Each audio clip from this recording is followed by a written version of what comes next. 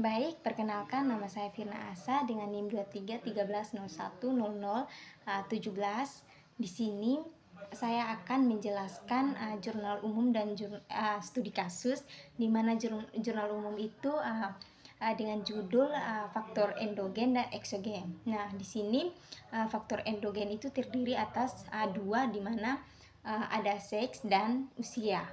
Di sini yang pertama itu seks, di mana beberapa penelitian ya seperti Summerf 1967 dan Narejo 2022 menyatakan bahwa nilai hemoglobin, hematokrit dan sel darah merah itu umumnya lebih tinggi pada ikan jantan, yang dimana disebabkan oleh laju metabolisme yang tinggi.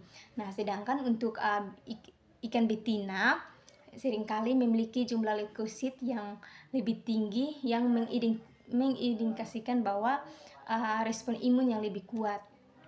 Selanjutnya ada usia, di mana usia itu nilai parameter hemoglobin, hematokrit dan sel darah merah cenderung meningkat pada ikan seiringnya bertambah usia mulai dari juvenil hingga dewasa. Selanjutnya ada faktor eksogen.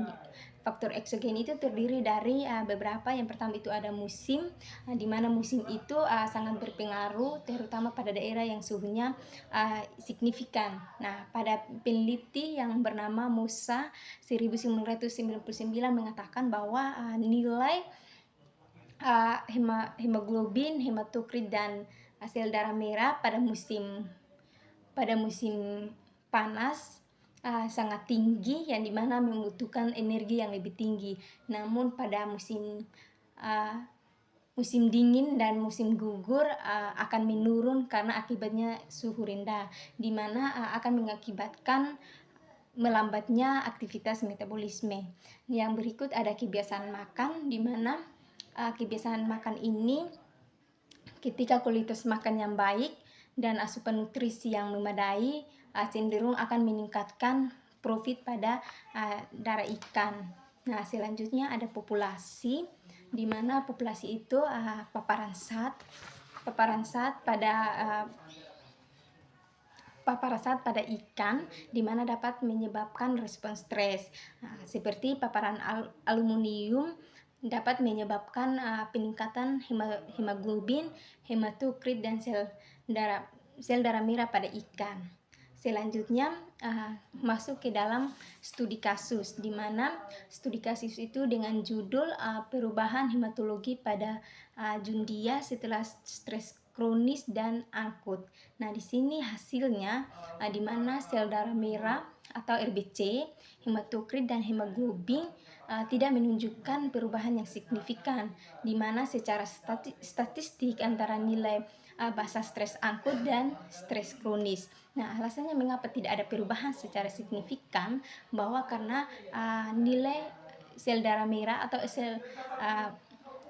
atau RBC produksi dan penghancurannya itu prosesnya relatif lambat, yang umumnya tidak akan langsung dipengaruhi secara drastis oleh stres akut dan kronis. Nah, sedangkan hemoglobin dan hematokrit berubah karena RBC itu tidak berubah, sehingga RBC tidak berubah drastis atau tetap stabil karena nilai dari RBC-nya tidak berubah, maka hematokrit dan hemoglobin pun tetap stabil. Nah, selanjutnya itu ada sel darah putih atau leukosit, di mana menurun secara signifikan pada kondisi stres akut dan kronis.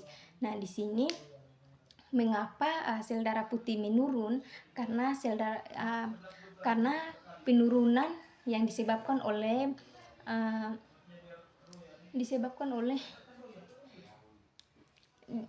di mana penurunan disebabkan pada populasi limfosit yang secara proporsional merupakan sel darah putih terbanyak kedua, atau menurun secara signifikan karena adanya limfopenia yang diinduksi oleh kortisol. Selanjutnya itu ada neutrofil, di mana neutrofil meningkat secara signifikan pada kondisi stres akut dan stres kronis. Nah, di sini mengapa meningkat? Karena neutrofil secara signifikan adanya respon biologis yang sangat cepat dan terprogram yang didorong oleh hormon stres. Nah, selanjutnya itu ada limfosit, ada monosit, dan ada granulosit. Nah, di sini secara mereka menurun secara signifikan pada kondisi stres akut dan kronis. Terima kasih.